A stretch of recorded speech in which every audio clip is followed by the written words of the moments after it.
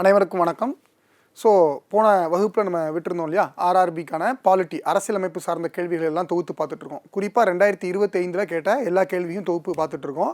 அதன் வரிசையில் இன்றைக்கி அதுக்கான செகண்ட் செக்ஷன் உங்களுக்கு வாங்க ஒவ்வொன்றா டிஸ்கஸ் பண்ணலாம். கேள்வி 44 கேள்விக்கு தோராயமாக பார்த்துருந்தோம். இப்போ கேள்வி 45. Which body acts as the apex at the district level in panchayat raj? So district லெவலில் பஞ்சாயத்து ராஜில் எந்த அமைப்பு வந்து உயர் இதில் இதாகும்னு கேட்டிருக்காங்க. நம்ம எல்லாருக்குமே தெரியும் ஜில்லா பரிஷத். ஜில்லா அப்படின்னாலே மாவட்டம் அப்படிங்கிறது நமக்கு தெரிஞ்சிருக்கும். பஞ்சாயத்தோ முனிசிபல் கார்பரேஷனோ கிராம பஞ்சாயத்தோ அது கீழே தான். முனிசிபல் கார்பரேஷனுங்கிறது நகராட்சி பகுதிகளில் வர்றது. ஆனால் ஒட்டுமொத்தமாக மாவட்டம் அப்படின்னு சொல்லி பார்க்கும்போது ஜில்லா பரிஷத் தான் வரும்.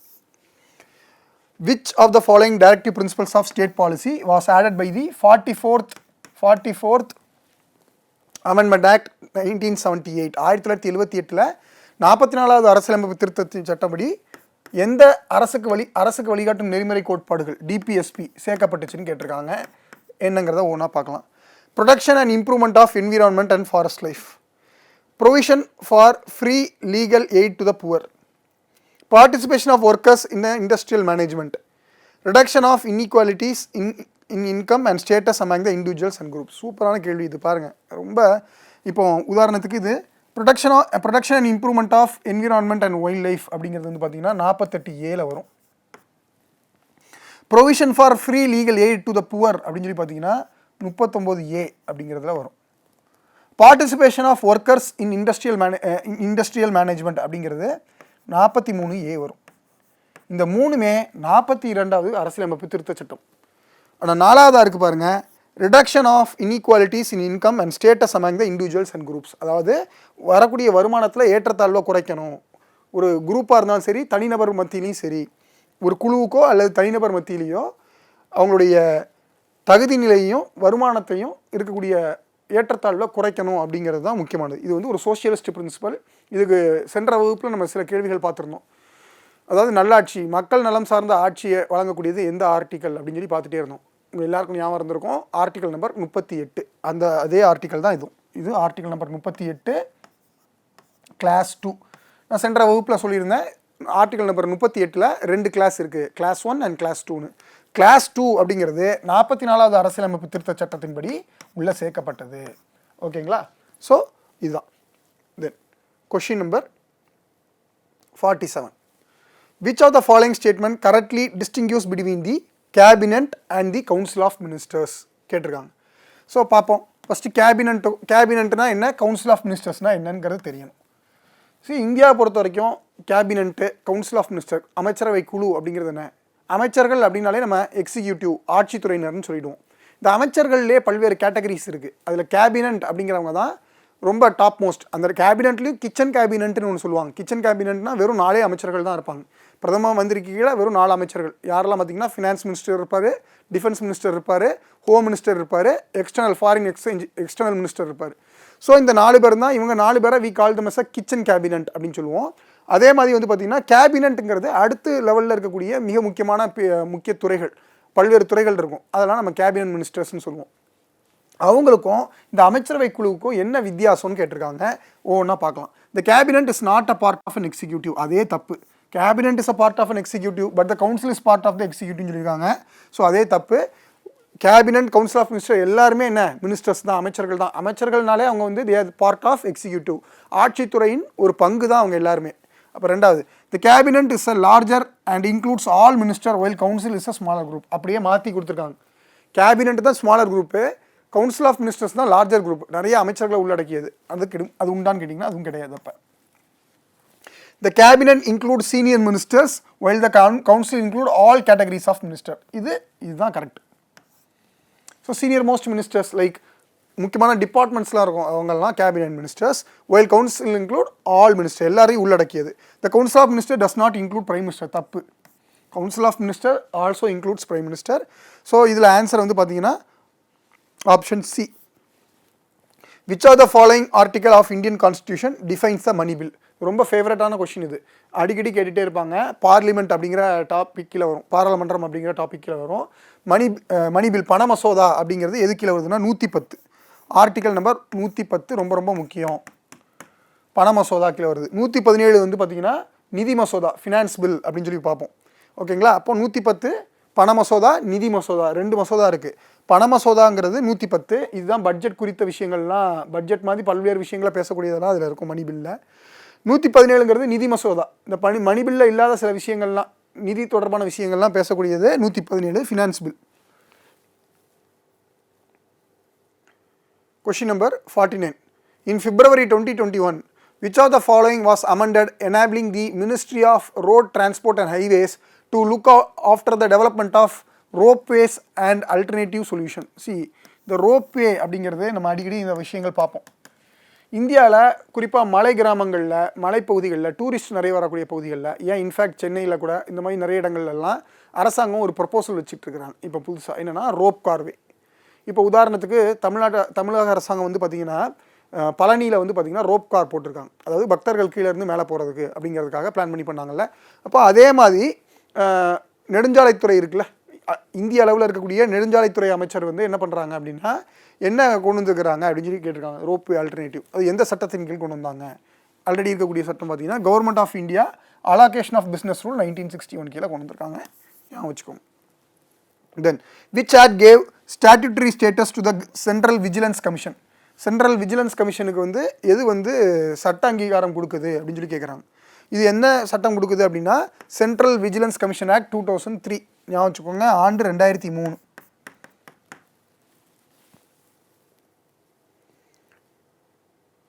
தென் அடுத்த question. Which article of Constitution deals with the reservation of seats for SC and ST in Lok Sabha? SC STக்கு லோக்சபாவில் எந்த அரசியலமைப்பு சாசன சட்டம் வந்து பேசுது அப்படின்னு சொல்லி கேட்டிருக்காங்க. Article 330. It is a factual question, இருந்தாலும் தெரிஞ்சுக்கோங்க. What is the term period of the comptroller and auditor general of India? கேகி, comptroller and auditor general of இந்தியாவுடைய பதவி காலம் என்ன அப்படின்னு சொல்லி கேட்டிருக்காங்க. இதுவும் ஃபேக்சுவல் தான், நமக்கு தெரிஞ்சிருக்கணும். 6 வருஷம் 65 வயது. ஆப்ஷன் சி, 6 வருஷம் 65 வயது. ஓகேங்களா? இந்த 28ல் 6 வருஷம் 65 வயது தான் அவருக்கான பதவி காலம். இப்போ காம்ப்ட்ரோலர் அண்ட் ஆடிட்டர் ஜெனரல்னால் யார்? இந்தியாவுடைய தலைமை கணக்காளர், அதாவது ஆடிட்டர். அதுதான் இந்தியா, அதாவது மத்திய அரசாங்கம், அதாவது ஒன்றிய அரசாங்கத்துக்கும் சரி மாநில அரசாங்கங்களுக்கும் சரி, இவங்களுடைய எதை செக் பண்ணுவாங்க? வரவு செலவு கணக்குகளை, பல்வேறு திட்டங்களில் இவங்க என்ன செலவு பண்ணியிருக்காங்க, என்ன வருமானம் வந்திருக்குங்கிறதுக்கான விஷயங்கள் எல்லாத்தையும் செக் பண்ணக்கூடிய கணக்காளர் ஆடிட்டர் அப்படிங்கிறவர். ஸோ அவர் இந்தியா லெவலில் இருக்கக்கூடியவர். ஆனால் ரெண்டுக்குமே செக் பண்ணுவார், மத்திய அரசுக்கும் செக் பண்ணுவார், மாநில அரசுக்கும் செக் பண்ணுவார். So it is important. According to article 79 of Indian constitution, the parliament of India consist of, பாருங்கள், article 79 of Indian constitution parliament of India consist of. இது ரொம்ப ரொம்ப முக்கியமான கொஷின். இதுக்கு முன்னாடி வந்து பார்த்தீங்கன்னா சிவில் சர்வீஸ் யூபிஎஸ்சி எக்ஸாமில் வந்து ஐஏஎஸ் எக்ஸாம்ஸில் கூட கேட்டிருக்காங்க. இந்த கேள்வி அப்படியே கேட்டிருக்காங்க. அது என்னங்கிறத பார்ப்போம். ஒன்லி லோக்சபா அண்ட் ராஜ்யசபா கிடையாது, பிரைம் மினிஸ்டர் லோக்சபா அண்ட் ராஜ்யசபாவும் கிடையாது, பிரசிடென்ட் லோக்சபா ராஜ்யசபா, இந்த 3 பேரும் சேர்ந்து தான் பார்லிமெண்ட் அப்படின்னு அர்த்தம். So parliament consist of president, Lok Sabha and Rajya Sabha. ஓகேங்களா?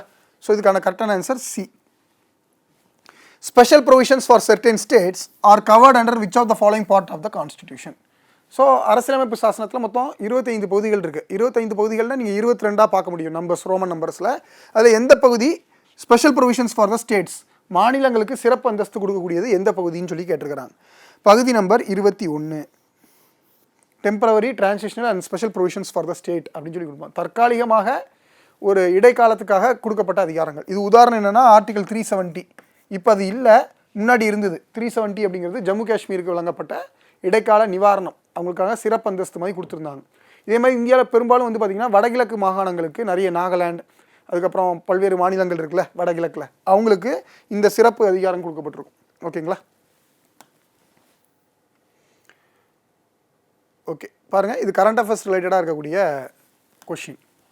Like as of July 2025, how many Indian states have bicameralism legislature? அதாவது நமக்கு தெரியும் இந்தியாவில் பைகேமரலிசம், ஈரவை கோட்பாடு தான் இருக்குது. பாராளுமன்றத்தில் நமக்கு மக்களவை, மாநிலங்களவை அப்படின்னு 2 அவைகள் இருக்குது. இதே இது நீங்கள் மாநிலங்கள்லாம் எடுத்துக்கிட்டிங்கன்னா, இந்தியாவில் இருக்கக்கூடிய 28 மாநிலங்கள் எடுத்துக்கிட்டிங்கன்னா எல்லா மாநிலத்திலையும் ஈரவை இல்லை. ஆனால் ஒரு சில மாநிலங்களில் ஈரவை இருக்குது. குறிப்பாக ஒரு 6 மாநிலங்களில் ஈரவை காணப்படுது. ஈரவை அப்படிங்கிறது என்னென்னா சட்டசபை இருக்கும், சட்டப்பேரவை இருக்கும், legislative assembly and legislative council அப்படின்னு இருக்கும்.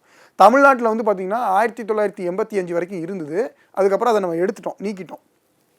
சரிங்களா? இப்போ என்ன கேட்டிருக்காங்க, எத்தனை மாநிலத்தில் இருக்குன்னு கேட்டிருக்காங்க. 6 மாநிலங்களில் இருக்குது. உதாரணத்துக்கு வந்து பார்த்திங்கன்னா நான் சில எக்ஸாம்பிள் சொல்கிறேன். ஆந்திர பிரதேஷில் இருக்குது, தெலுங்கானாவில் இருக்குது,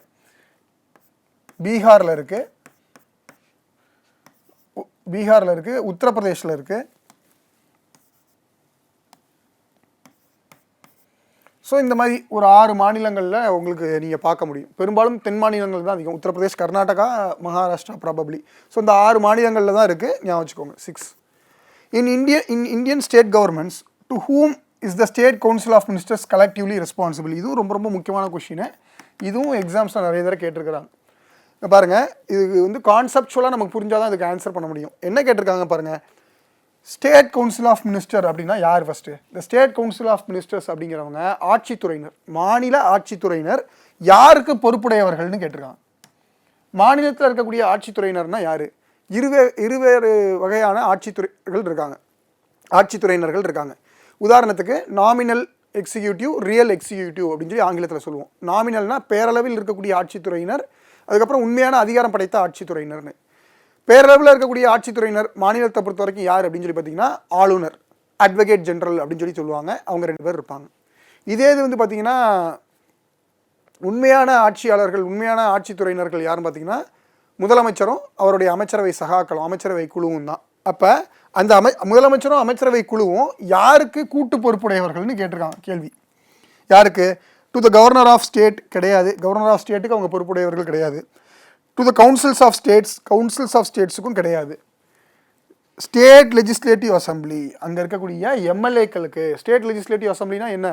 மாநில சட்டமன்றம் இருக்கு இல்லையா, அந்த மாநில சட்டமன்றத்தில் இருக்கக்கூடிய எம்எல்ஏக்களுக்கு the state council of minister including the chief minister is collectively responsible. கூட்டு பொறுப்புடையவர்கள் இவங்க அப்படிங்கிறது.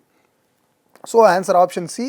சீஃப் ஜஸ்டிஸ் ஆஃப் கன்சர்ன் ஸ்டேட்டும் கிடையாது. இதெல்லாம் irrelevant. Option D irrelevant. Option C state legislative assembly. இது ரொம்ப முக்கியமான கேள்வி. இது அப்படியே நீங்கள் மத்தியிலையும் பொருத்தி பார்க்கலாம். மத்தியில் என்ன கொடுப்பாங்க?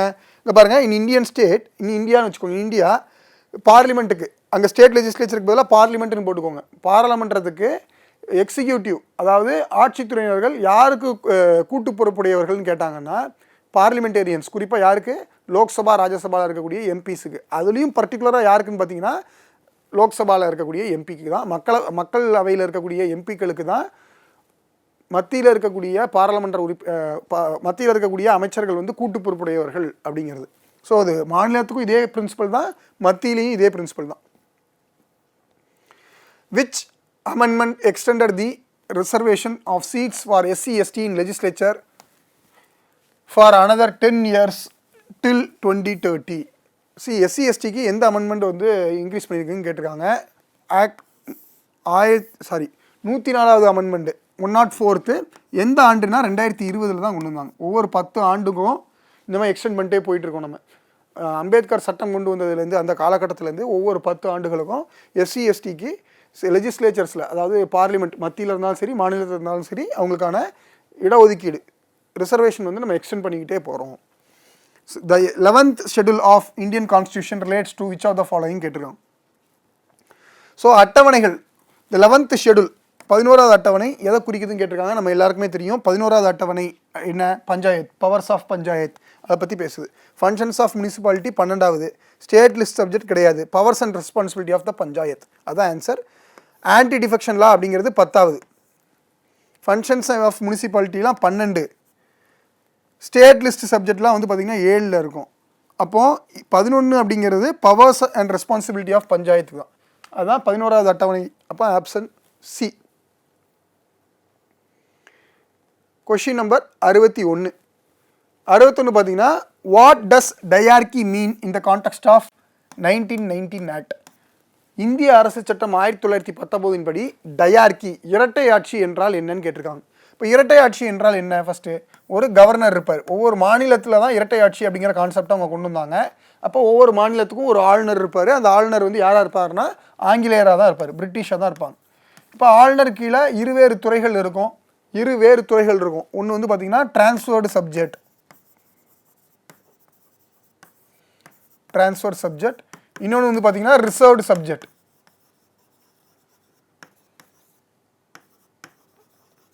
ஒன்று ட்ரான்ஸ்ஃபர் சப்ஜெக்ட், இன்னொன்று reserved subject. Transfer reserved subject நமக்கு இதில் இந்த ட்ரான்ஸ்ஃபர் சப்ஜெக்டில் வந்து பார்த்திங்கன்னா இந்தியர்கள் அமைச்சர்களாக இருப்பாங்க, இந்தியன்ஸ். அதில் வந்து பிரிட்டிஷ் தான் அமைச்சர்களாக இருப்பாங்க. முக்கியமான துறைகள்லாம் அவங்க கையில் வச்சுருப்பாங்க. குறிப்பாக வந்து பார்த்திங்கன்னா நிதி, ஃபினான்ஸ் அண்ட் போலீஸ்லாம் அவங்க கையில் இருக்கும். அப்போ இருவேறு அமைச்சர்கள் இருக்கிறாங்க, தனித்தனியாக செயல்படுறாங்கங்கிறதுனால இதை வந்து we call it as a diarchy, இரட்டை ஆட்சி முறை அப்படின்னு சொல்லி இதை குறிப்பிடுவோம். ஸோ இதில் என்ன கேட்டிருக்காங்க, what does dyarchy mean in the context of 1919 act கேட்டிருக்காங்க. Power to the judiciary and legislature கிடையாது. டுவெல் மொனார்கி சிஸ்டம் கிடையாது. டுவெல் கண்ட்ரோல் இன் ப்ராவின்சஸ் இருக்கா, இரட்டை அதிகாரங்கள் இருக்குது, ட்ரான்ஸ்ஃபர் சப்ஜெக்ட் ரிசர்வ் சப்ஜெக்ட்னு. அப்போ ஆன்சர் வந்து ஆப்ஷன் சி, சென்ட்ரலைஸ்டு கவர்னன்ஸும் கிடையாது. ஸோ ஆன்சர் வந்து C. Which article of Indian constitution relates RTI to the fundamental right to the freedom of speech and expression? ஆர்டிஐனா என்ன, ரைட் டு இன்ஃபர்மேஷன், ஓகேங்களா.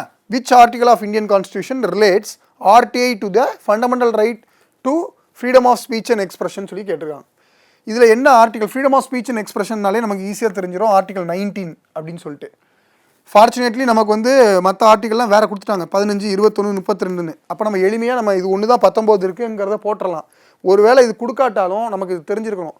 Article 19 வந்து பார்த்திங்கன்னா கிளாஸ் 1ல் freedom of speech and expression, அதில் மொத்தம் 6 இருக்கும். Sub clause A, B, C, D, E, F இருக்காது, ஜி இருக்கும். மொத்தம் 6 கிளாஸ் இருக்கும் freedom of speech and expression அந்த மாதிரி. அப்போது இது 19 கிளாஸ் 1 சப் கிளாஸ் ஏ ஞாபகம் வச்சுக்கோங்க. இந்த சப் கிளாஸ் ஏயும் நமக்கு தெரிஞ்சிருக்கணும். ஏன்னா sub class B, C, D, E, ஜின்னு மொத்தம் 6 இருக்குது. 6 ஒவ்வொன்றும் ஒவ்வொரு விஷயத்தை பற்றி பேசும். உதாரணத்துக்கு right to assemble without any arms, ஒரு இடத்துல ஒன்றாக கூடுவதற்கு அனுமதி உண்டு, அது பி. அதுக்கப்புறம் ஒரு அமைப்பு, ஆர்கனைசேஷன், யூனியன் இல்லது ஒரு கோஆப்ரேட்டிவ் சொசைட்டி ஆரம்பிக்கிறதுக்கு உங்களுக்கு சுதந்திரம் உண்டு அப்படிங்கிறது 19 கிளாஸ் 1 சப் கிளாஸ் சி. அதுக்கப்புறம் நீங்கள் இந்தியாவில் எந்த இடத்துலனாலும் மூவ் பண்ணலாம், ஃப்ரீயாக போயிட்டு வரலாம், இந்திய பகுதிகளில் எங்கேனாலும் போயிட்டு வரலாங்கிறது டி. போயிட்டு வந்தால் மட்டும் பத்தாது, நீங்கள் எங்கேனாலும் தங்கிக்கலாம் அப்படிங்கிறது இ. எஃப் அப்படிங்கிறத நீக்கிட்டாங்க.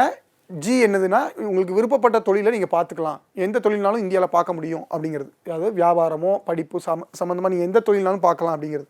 ஸோ அதை ஸ்பெசிஃபைட் பண்ணி கேட்டாங்கன்னா நம்ம எக்ஸாமில் தப்பு விடுறதுக்கு வாய்ப்பு இருக்குது. இந்த right to information and to fundamental right to speech, freedom of speech and expression கீழே எது வருது அப்படின்னா 19 கிளாஸ் 1 சப் கிளாஸ் ஏ வருது, ஞாபகம் வச்சுக்கோங்க. Question number 63. Which of the following article of Indian Constitution is commonly cited as forming constitutional basis for the judicial review? ரொம்ப ரொம்ப முக்கியம். ஆர்டிகல் நம்பர் 13 கண்ணை மூடிட்டு போட்டுடலாம். ஆர்டிகல் 13 தான் என்ன சொல்லுது, ஜுடிஷியல் ரிவ்யூ அப்படிங்கிறத சொல்லுது. அப்போ what is judicial review? Judicial ரிவ்யூனா என்ன? நீதி சீராய்வு அல்லது நீதி புனராய்வு அப்படின்னா என்ன? நீதி சீராய்வு அல்லது நீதி புனராய்வு அப்படிம்பாங்க தமிழில். அப்படின்னா என்ன அப்படின்னா, பாராளுமன்றமோ மாநில சட்டமன்றமோ இயற்றக்கூடிய சட்டங்களை அது அரசியலமைப்பு சாசனத்துக்கு உட்பட்டு இருக்குதா இல்லையா அப்படிங்கிறத செக் பண்ணக்கூடிய அதிகாரம் உச்சநீதிமன்றத்துக்கு இருக்குது. அதுக்கு அந்த அதிகாரத்தை வழங்கக்கூடிய ஆர்டிக்கல் என்னன்னு பார்த்தீங்கன்னா ஆர்டிக்கல் 13. ஸோ அரசியலமைப்பு சாசனத்துக்கு உட்பட்டு இருந்ததுன்னா அந்த சட்டத்தை செல்லுன்னு அறிவிக்கும். அரசியலமைப்பு சாசனத்துக்கு எதிராக இருந்ததுன்னா, முரண்பட்டு இருந்ததுன்னா அந்த சட்டத்தை செல்லாதுன்னு உச்சநீதிமன்றம் சொல்லும். இது செல்லுமா செல்லாதா அப்படிங்கிற சொல்கிறதுக்கான அதிகாரத்தை வழங்கக்கூடிய ஆர்டிக்கல் 13 தான் சுப்ரீம் கோர்ட்டுக்கு அந்த ஆர்டிக்கலை அதிகாரத்தை வழங்குது. Article 64. Question number 64. What is the main feature of 106th constitution amendment act 2023? 2023 106வது அரசியலமைப்பு திருத்த சட்டம் எது சொல்லுது அப்படின்னு சொல்லி கேட்டிருக்காங்க. செட்டப் ஃபார் லோக்பால் கிடையாது, Lokpal irrelevant. Reservation of 1/3 seats for women in legislature, yes. இதுதான் ரொம்ப ரொம்ப முக்கியம்.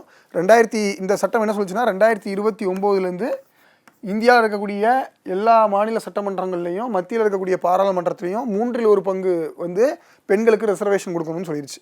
So legal status for right to property irrelevant, abolishment of டைட்டில்ஸும் கிடையாது. So option B. Question number 65 பாருங்க. Under the 5th schedule, which primary authority is granted to the governor of state regarding the scheduled area? அப்போ 5வது அட்டவணையின்படி மாநில ஆளுநருக்கு வழங்கப்பட்ட அடிப்படை அதிகாரம் என்ன அப்படின்னு சொல்லி கேட்டிருக்காங்க. Power to dissolve the state legislative assembly, அது எல்லாருக்குமே வழங்கப்பட்டிருக்கு, இங்கே மட்டும் இருக்குங்கிறது கிடையாது. Power to regulate land, forest and social customs in schedule area, இதுதான் correct. Power to amend the constitution regarding schedule amendment, அதெல்லாம் வராது. Authority to appoint members of the parliament from schedule ஏரியாஸும் கிடையாது. இதெல்லாம் தேர்தல் வச்சு தான் வருவாங்க. அவருக்கு என்ன பவர் இருக்குது? Power to regulate land, forest and social customs இந்த ஷெட்யூல் ஏரியா அவரால் பண்ண முடியும். So option B. Question number 66 பாருங்கள். Who has the power to give direction to the state government to ensure compliance with the union law? யாருக்கு வந்து state கவர்மெண்ட்டுக்கு வந்து அழுத்தம் தர முடியும்? நீங்கள் வந்து யூனியன் கவர்மெண்ட் கொடுக்கக்கூடிய சட்டத்தின்படி செயல்படுங்க அப்படின்னு சொல்லி கேட்டிருக்காங்க. So option A, prime minister of இந்தியாவுக்கு கிடையாது, பார்லிமெண்ட் ஆஃப் இந்தியாவுக்கும் கிடையாது, சுப்ரீம் கோர்ட் ஆஃப் இந்தியாவும் இல்லை. It is president of India. President தான் சொல்லுவார். மாநில அரசாங்கங்கள் வந்து மத்திய அரசாங்கம் சொல்லக்கூடிய சட்டம் ஒதுத்து கொடுத்த சட்டத்தின்படி நீங்கள் நடக்கணும்னு சொல்லுவாங்க. ஒருவேளை இவங்க அப்படி நடக்கலைன்னா என்ன பண்ணுவாங்கன்னா மாநிலத்தில் அவசர நிலை கொண்டு வந்து குடியரசுத் தலைவர் ஆட்சியை அமல்படுத்திடுவாங்க. ஸோ ஆன்சர் வந்து option D. Question number 67. The 44th Amendment Act 1978 removed which of the following list from the fundamental rights, converting it to a mere legal right under Article 300A. இது ரொம்ப ரொம்ப முக்கியம். கொஞ்சம் முன்னாடி நான் டிஸ்கஸ் பண்ணிட்டு இருந்தேன் உங்கள்கிட்ட. என்ன சொல்லிட்டு இருந்தேன்னா article 19 right to freedom of speech and expression சொல்லி பார்த்தோம். 19 கிளாஸ் 1ல் A, sub clause A, B, C, D, E, F வராது, ஜி வரும் அப்படின்னு சொன்னேன். அப்போ அந்த எஃப் அப்படிங்கிறது என்ன? 19 கிளாஸ் 1 சப் கிளாஸ் எஃப் அப்படிங்கிறது என்ன? ஆர்டிகல் 31 அப்படிங்கிறது என்ன? இது ரெண்டும் most controversial part in our constitution. அரசியலமைப்பு சாசனம் ஏற்றுக்கொண்டப்பட்ட பிறகு ஒரு 25 ஆண்டுகளுக்கு தொடர்ச்சியாக இதை சுற்றியே வழக்குகள் நிறைய உச்சநீதிமன்றத்தில் வந்துக்கிட்டே இருந்தது. அது என்னென்னா ரைட் டு ப்ராப்பர்ட்டி, சொத்துரிமை.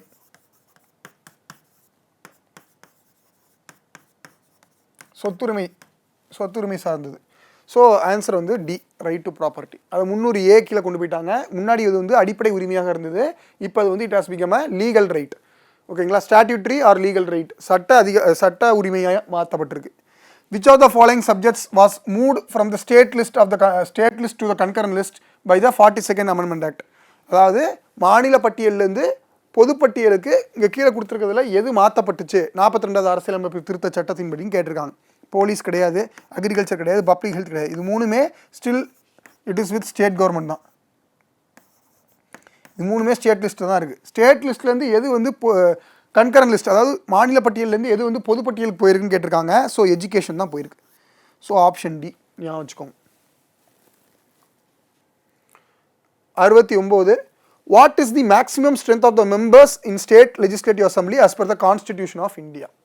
மேக்ஸிமம் ஸ்ட்ரென்த் எவ்வளோ வச்சுக்கலாம் ஒரு மாநிலத்தில்? நமக்கு தெரியும் தமிழ்நாட்டில் வந்து பார்த்திங்கன்னா வி ஹேவ் ஒன்லி 234. அதே மாதிரி இப்போ வெஸ்ட் பெங்கால் எடுத்து பார்த்தீங்கன்னா அரௌண்ட் 240 அந்த மாதிரி தான் இருக்கும். 240, 243 அந்த மாதிரி தான் இருக்கும். ஒவ்வொரு மாநிலத்துக்கும் ஒவ்வொரு நம்பர்ஸ் இருக்குது. மேக்ஸிமம் எவ்வளோ வச்சுக்கலாம்னா 500 தான் இருக்கலாம்.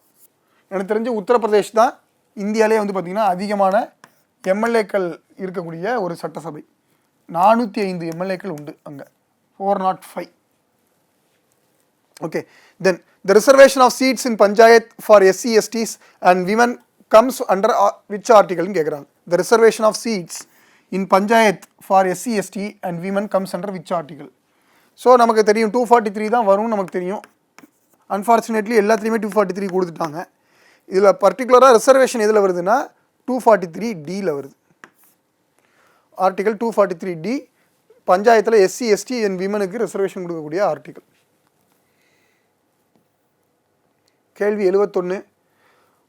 Who were the members of State Reorganization Commission formed in 1953? 1953 நியமிக்கப்பட்ட ஸ்டேட் ரீஆர்கனைசேஷன் கமிஷனுடைய உறுப்பினர்கள் யாரெல்லாம் அப்படின்னு சொல்லி கேட்டிருக்காங்க.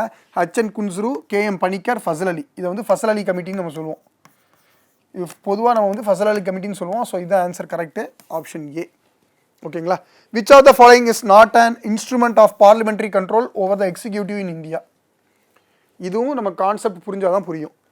பார்லிமெண்ட்ரி கண்ட்ரோல்னால் ஒன்றும் இல்லை, பார்லிமெண்ட்டில் இருக்கக்கூடிய எம்பிக்கள், சரிங்களா, சட்டமன்றத்துறையினர்னு சொல்லுவோம், சட்டத்துறையினர்னு சொல்லுவோம். இந்த எம்பிக்கள் அங்கே இருக்கக்கூடிய அமைச்சர்களை எப்படி கண்ட்ரோல் பண்ணுவாங்க, இதில் கொடுக்கப்பட்டதில் அந்த கண்ட்ரோல் பண்ணக்கூடிய மெட்டீரியலில் எது கிடையாது, இல்லை கண்ட்ரோல் பண்ணக்கூடிய டூலில் எது கிடையாதுன்னு கேட்டிருக்காங்க. அதான் மறுபடியும் நான் ரிப்பீட் பண்ணுறேன் கொஸ்டினை கவனிங்க. Which of the following is not an instrument of parliamentary control over the executive in India? அப்போ judicial review of an executive action first, சரி இதை வச்சுக்கலாம். அடுத்தலாம் பாருங்கள். Question hour in the Lok Sabha, approval of government bills, no confidence motion against the council of minister. சரி, இந்த கடைசி மூணுக்கு பாருங்கள். இந்த கடைசி மூணும் ஏதோ ஒரு வகையில் பாராளுமன்றத்தோட தொடர்புடையதாக இருக்குது. உதாரணத்துக்கு கொஸ்டின் அவர் அப்படிங்கிறது அந்த அவையுடைய முதல் 1 மணி நேரத்தை நம்ம கேள்வி நேரம்னு சொல்லுவோம். அந்த கேள்வி நேரம் வாயிலாக இந்த பார்லிமெண்ட்ரி கண்ட்ரோல்னால் இந்த எம்பிக்கள் வந்து யார்கிட்ட கேள்வி கேட்க முடியும்? மினிஸ்டர்ஸ்ட்டை. எக்ஸிக்யூட்டிவ்ஸ்னால் மினிஸ்டர்ஸ்னு உங்கள்கிட்ட சொன்னேன் இல்லையா, இந்த மினிஸ்டர்ஸ்ட்டை கேள்விகள் கேட்க முடியும். அப்போ இது வந்து ஒரு விதமான கண்ட்ரோல் தான். ரெண்டாவது, அப்ரூவல் ஆஃப் கவர்மெண்ட் பில்ஸ். ஆமாம், பில்ஸ் மசோதாக்களை வேணால் அமைச்சர்கள் கொண்டு வரலாம். அந்த மசோதாக்களை யார் வந்து வாக்களித்து இது வேணும் வேண்டாங்கிறத சொல்ல முடியும்? யாரால் சொல்ல முடியும்? எம்பிக்களால் தான் சொல்ல முடியும். அப்போ அப்ரூவல் ஆஃப் கவர்மெண்ட் பில்ஸும் பார்லிமெண்ட் கீழே வந்துடுது. No confidence motion against the council of ministers. நோ கான்ஃபிடன்ஸ் மோஷன்னா என்ன பாருங்கள். நம்பிக்கையில்லா தீர்மானம், ஒருவேளை இந்த அமைச்சர்கள் மீது நம்பிக்கை இல்லைன்னா இந்த எம்பிக்கள்லாம் சேர்ந்து அமைச்சர்கள் மீது நம்பிக்கையில்லா தீர்மானத்தை கொண்டு வர முடியும். அப்போ இது மூணுமே பாராளுமன்றத்துக்கு உட்பட்டது. கொஸ்டின் என்ன கேட்டிருக்கான்? Which of the following is not an இன்ஸ்ட்ருமெண்ட்னு கேட்டிருக்கான். இப்போ நாட் அன் இன்ஸ்ட்ருமெண்ட்னா judicial review of executive action. இது வந்து நீதிமன்றத்துக்கு வழங்கப்பட்ட அதிகாரம். நீதிமன்றம் வந்து அரசியலமைப்பு சாசனத்துடைய பாதுகாவலனாக இருக்கும். குறிப்பாக வந்து பார்த்திங்கன்னா உச்சநீதிமன்றம் வந்து அரசியலமைப்பு சாசனத்தின் பாதுகாவலன். அப்போ அவங்களுக்கு வழங்கப்பட்ட அதிகாரம் தான் இந்த ஜுடிஷியல் ரிவ்யூ அப்படிங்கிறது. அப்போ இதுதான் நாட் அன் இன்ஸ்ட்ருமெண்ட்டுக்கு ஆப்ஷன் ஏ. ஓகே, ஸோ இன்றைய வகுப்பில் வந்து பார்த்திங்கன்னா நம்ம வந்து தொடர்ச்சியாக ஒரு 75 கேள்வி வரைக்கும் நம்ம சால்வ் பண்ணியிருக்கோம். இதில் இன்றைய வகுப்பில் வந்து பெரும்பாலான கேள்விகள் வந்து பார்த்திங்கன்னா ரொம்ப கான்செப்ஷுவல் ஏரியாவிலேருந்து இருந்தது. கான்செப்ஷுவல் ஏரியா அப்படின்னா பார்லிமெண்ட், ஸ்டேட் லெஜிஸ்லேச்சர் இவங்க எப்படி வந்து ஆட்சித்துறையினரை, அதாவது சட்டத்துறையினர் எப்படி ஆட்சித்துறையினரை கண்ட்ரோல் பண்ணுவாங்க, அப்புறம் பஞ்சாயத்து, லோக்கல் பாடி, இதுலேருந்து தான் அடிக்கடி கேள்விகள் வந்துகிட்டே இருக்குது. ஸோ நம்ம எந்த இடத்துக்கு ரொம்ப முக்கியத்துவம் கொடுத்து படிக்கணும் அப்படிங்கிறத இந்த கேள்வியை நம்ம சால்வ் பண்ணால் மட்டும்தான் உங்களுக்கு தெரியும். இன்றைய வகுப்பு உங்களுக்கு ரொம்ப பயனுள்ளதாக இருந்திருக்கும்னு நினைக்கிறேன். நன்றி, வணக்கம், மீண்டும் சந்திப்போம்.